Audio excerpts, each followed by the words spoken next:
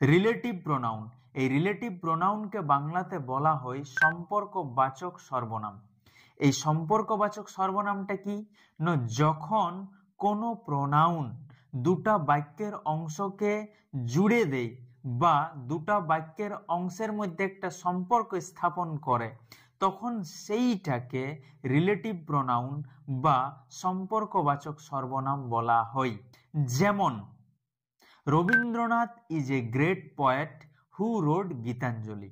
এখানে যে হু, এইটা হচ্ছে একটা রিলেটিভ প্রোনাউন।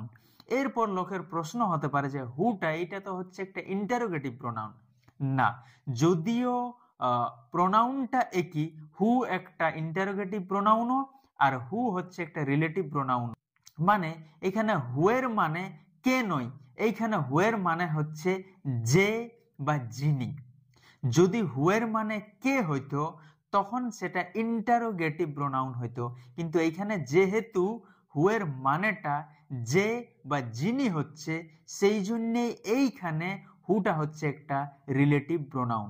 সেই রকমই হচ্ছে Mahatma Gandhi was a social worker whom we call father of nation. এখানে যে হুম, এই হুমটা হচ্ছে একটা রিলেটিভ প্রোনাউন।